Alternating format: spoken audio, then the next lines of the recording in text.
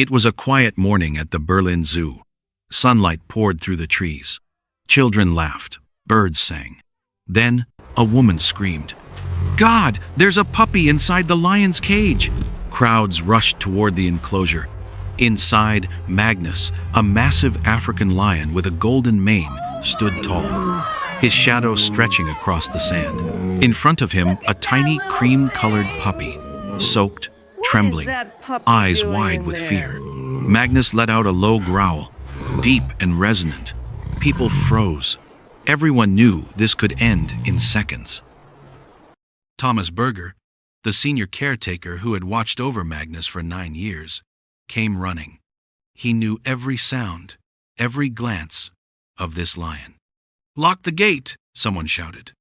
But Thomas didn't move. His heart pounded as he stared into the cage. Magnus was moving closer, step by step, his amber eyes fixed on the little creature. The puppy whimpered softly, crouching low to the ground. Thomas whispered, barely breathing, "Magnus, please don't." Magnus lowered his head. His breath came in heavy clouds. The puppy shut his eyes, trembling harder. But instead of attacking, the lion gently touched his nose to the puppy's fur. A collective gasp swept through the crowd. Magnus lay down, folding his giant body around the little dog, as if building a wall of safety. The puppy pressed against his chest, trembling less, eyes fluttering open. In that golden light, the king of beasts became a guardian. Thomas's eyes blurred with tears. He remembered 2 years ago when Magnus had a mate, a lioness named Nala. They had been inseparable until one stormy night, Nala went into premature labor and never woke again. Magnus had not been the same since. He stopped roaring, stopped eating, and would only lie in one spot, the corner where Nala used to sleep. And now, by fate or miracle, a trembling puppy had wandered into that very place. Thomas murmured under his breath, "He doesn't see prey, he sees the past." Magnus licked the puppy's fur once, then rested his heavy head on the sand. The puppy stopped shaking and nestled closer, falling asleep against the lion's chest. Magnus exhaled deeply, a sound not of anger, but relief. Sunlight streamed through the bars, coating both in gold. Thomas wiped his eyes, whispering, "Good boy, you still remember love." No one spoke. The only sound was the soft rustle of wind brushing through Magnus's mane. A young guard raised his tranquilizer gun, hands trembling. Thomas placed a hand on his shoulder. "Don't shoot. Let him love in his own way." A little blonde girl clutched her mother's hand. "Mom, do lions know how to love?" The mother's voice cracked. "Yes, sweetheart. Maybe more than we do." By evening, photos had gone viral. Lion adopts puppy at Berlin Zoo. The world wept.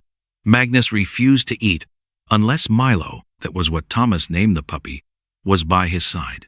When keepers entered, Magnus would block the path, protective and calm. They finally allowed the two to stay together.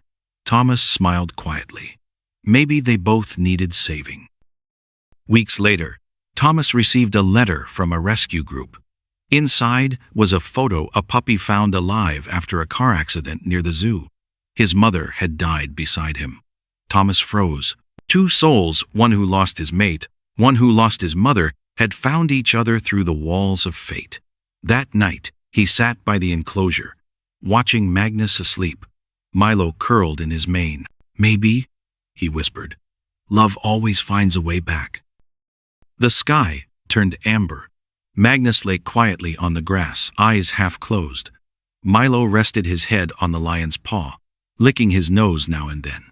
Behind the fence, Thomas wrote the final line in his notebook. "Love doesn't belong to one species. It belongs to any heart that knows how to protect." Night fell. Under the warm zoo lights, Magnus and Milo slept side by side, one giant, one small, breathing in the same rhythm. Thomas whispered through the fence, "Miracles don't always roar. Sometimes they just breathe softly between 2 hearts." And if you think this was the most miraculous story, you haven't heard about the snake that wrapped around a pregnant dog, and what happened next made the whole world cry. Do you believe that sometimes compassion can rise above the instinct to survive? Share your thoughts in the comments below.